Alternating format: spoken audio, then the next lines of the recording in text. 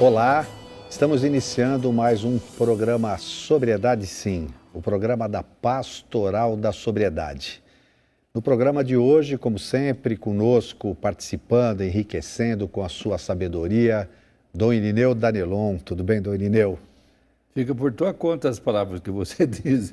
Mas eles vão ver lá em casa que eu não menti nem exagerei, né? Dom Irineu, além dessa espirituosidade, porque ele é muito alegre, trata essas questões com muito humor, aliás, nos ensina na Pastoral da Sobriedade a enfrentar essa realidade triste da dependência química com alegria, né? Porque viver em sobriedade é algo que nos faz felizes. A gente tem que exaltar, cultivar, externar essa alegria. E ele também tem uma espiritualidade profunda, uma sabedoria fantástica. É nosso ídolo na pastoral. E hoje, no nosso programa, temos a felicidade de receber a Conceição, que é da cidade de Limeira. Estamos trazendo toda semana o pessoal de Limeira aqui, né, Dom Irineu? E a Conceição, tudo bem, Conceição? Tudo bem, boa noite, tudo bem. Olha, você está toda chique com esse chale elegante, hein? Obrigada. Que bom, um sorriso bonito. Limeira, né? Muitas joias, né? E ela cheia de joia também. Que bom. E a Conceição, ela veio falar para a gente um pouquinho a sua história, como é que ela conheceu a Pastoral da Sobriedade, né? Então vamos começar. Você hoje está na Pastoral da Sobriedade, a gente, né? Mas antes disso, você teve uma razão que te levou lá, né? Fala um pouquinho disso. Antes de tudo, né? Quando muitas famílias, ela é pega de surpresa com as dependências por uma falta de formação religiosa de pais e de mães, famílias destruturadas normalmente. Eu fui pega de surpresa, não era o caso meu, porque eu e o meu esposo, a gente sempre éramos muito religiosos, portanto, meu esposo, assim, a gente casou, ele já era ministro da Eucaristia, e nós tivemos nossos 2 filhos dentro de um lar cristão, participativo e católico, né? E quando foi em 1996, que eu já tinha meus 2 filhos, eu vim perder meu esposo. Eu recebi um telefonema que quando muitas mães imploram para que os filhos vá para uma clínica, o meu caso foi completamente diferente. Eu estava trabalhando, recebi um telefonema que meu filho estava numa casa de recuperação e ele estava lá precisando de ajuda. Assim, antes de chegar nesse momento da casa de recuperação, ele foi para lá porque ele estava usando, ele trabalhava à noite, eu trabalhava de manhã.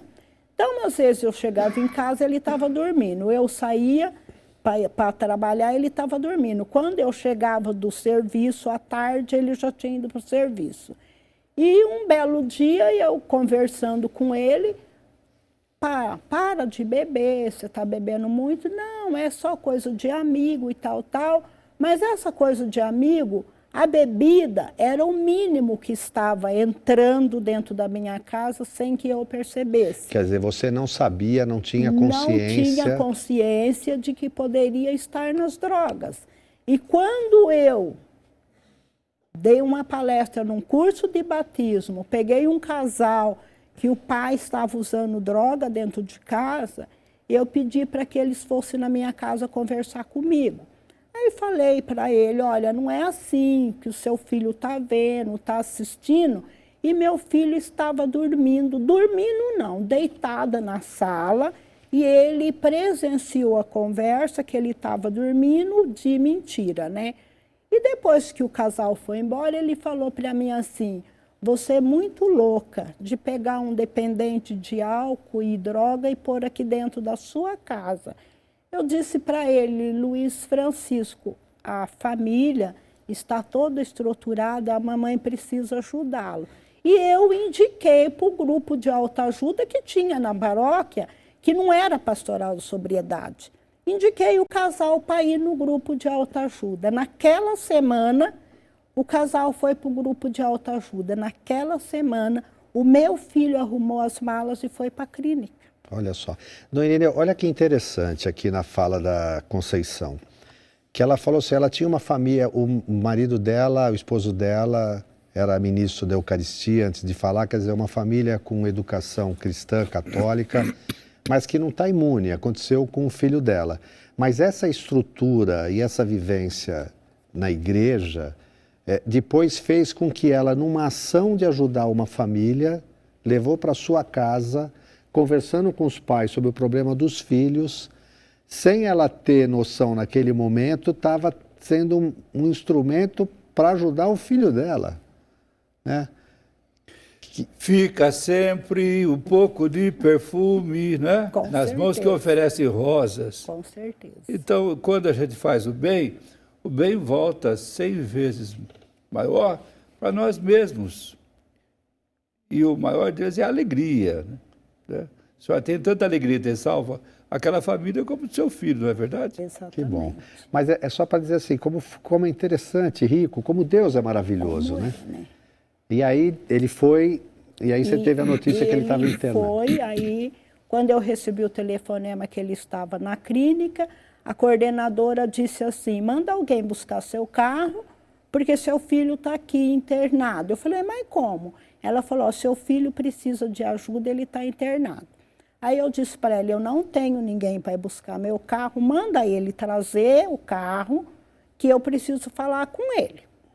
Mas a coordenadora era uma pessoa inteligente também, gente. Eu como mãe, eu digo assim para vocês, muito honestamente, que a minha vontade era de quando meu filho chegasse em casa, devolvendo o meu carro, eu teria uma condição de dar um fim na vida dele.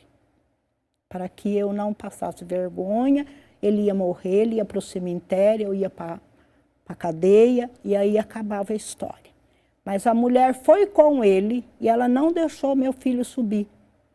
Ela entrou na minha casa, subiu no meu quarto, jogou a chave em cima da cama e falou, o seu lugar é no grupo segunda-feira. E eu chorei muito. Eu confesso para vocês que eu não me perdoava e eu achava que eu não merecia aquela traição. E foi 8 de dezembro, né, gente? Perto do Natal. Da Conceição. E eu disse para ele, filho, o que você está fazendo com a sua mãe? Ele disse, mamãe, não se preocupa que você vai ter muitos natais. E olha, gente, ele ficou internado de dezembro até maio. E quando foi em maio, o Luiz Francisco teve alta, voltou para casa. Só que quando fez uma semana que eu estava feliz da alta do Luiz Francisco, da mesma forma que ele arrumou as malas e foi, o Jorge Luiz também foi. Só que o Jorge Luiz já estava casado. E ele fez a mesma cena que o irmão fez, arrumou as malas, deixou a esposa, arrumou as malas e foi e se internou. Então, aí quando isso veio à tona na minha vida, eu comecei a agradecer a Deus, por quê? Porque assim, enquanto muitos imploram e choram, eles foram de livre e espontânea vontade. Que bom. Eu estava tão entretido aqui que eu esqueci que a gente precisa fazer um pequeno pausa para o nosso intervalo, mas voltamos daqui a pouco para continuar ouvindo essa história da Conceição, agente da Pastoral da Sobriedade de Limeira. Já já estamos de volta.